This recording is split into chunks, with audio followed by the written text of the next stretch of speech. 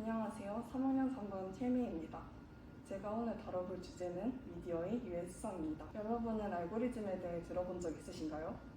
알고리즘은 어떤 문제의 해결을 위하여 입력된 자료를 토대로 하여 원하는 출력을 유도하여 내는 규칙의 집합으로 흔히 사용자의 데이터를 분석하여 사용자들에게 적합한 콘텐츠를 추천해주는 역할을 합니다. 이 알고리즘을 개통해 계속해서 다른 콘텐츠를 이어서 시청할 수 있는데요.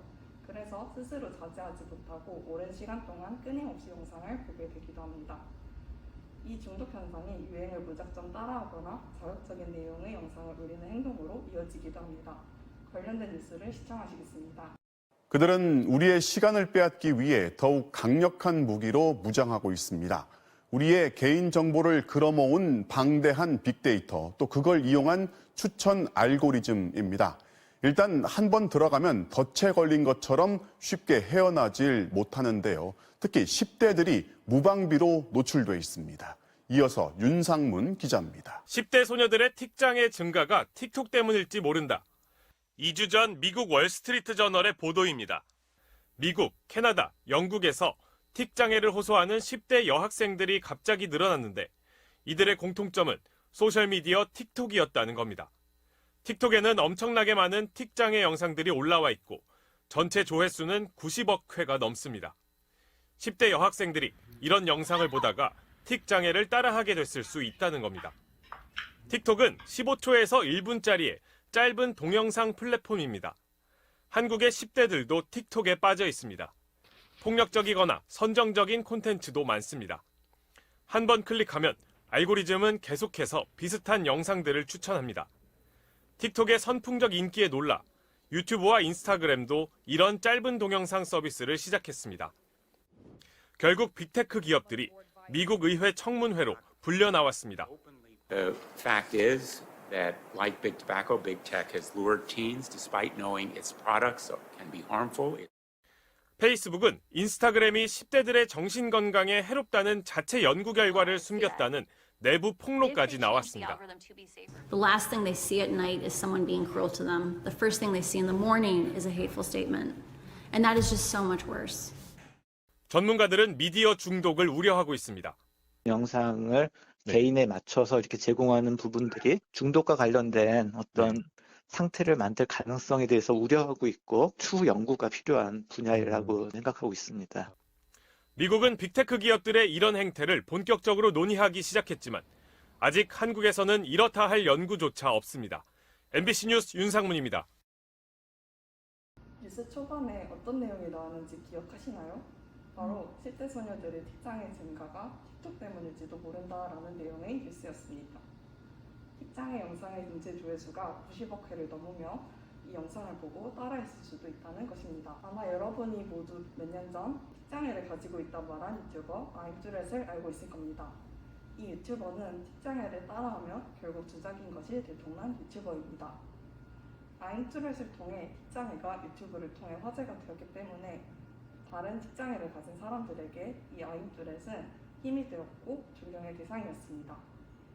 하지만 거짓임이 드러나자 다른 틱장애 유튜버들에게 의심 여론이 생겼고 몇몇 초등학생과 중학생들이 따라하며 문제가 발생하기도 하였습니다. 아임뚜렛 틱장애를 따라하는 초등학생과 중학생들, 그리고 틱톡에서 거짓으로 틱장애임을 호소하는 10대 소년, 이들은 왜 이런 행동을 하는 걸까요? 제가 예시로 든 이들의 공통점이 틱장애였을 뿐 다른 종류의 이런 행동을 하는 이유는 높은 조회수와 관심 때문입니다. 우리는 알고리즘으로 인해 끊임없이 많은 영상을 보게 됩니다. 그 영상들 중에서 눈에 띄고 높은 조회수나 관심을 얻기 위해서는 사람들은 보다 더 자극적인 내용의 영상을 만들어냅니다. 그래서 틱장애를 따라하는 행동과 같이 자신의 이익을 위한 수단으로 이용하는 것입니다. 알고리즘에 빠져서 헤어나오지 못하는 것, 무작정 유행이라고 해서 부적절한 유행을 따라하는 것, 이런 행동들은 누군가에게 상처를 줄 수도 있고 자기 자신에게 악영향을 끼치기도 합니다.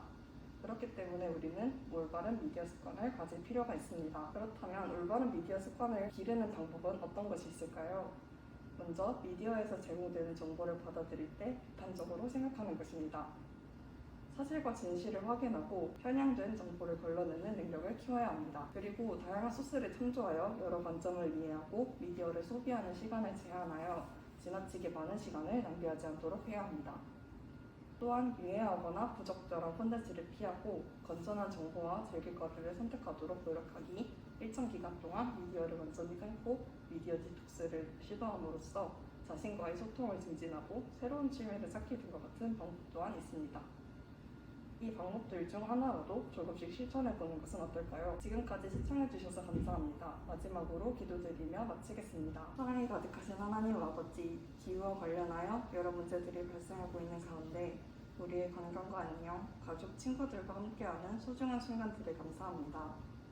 오늘은 저희가 이 시대를 살아가면서 마주치는 미디어 유혹과 유해성에 대해 기도드립니다.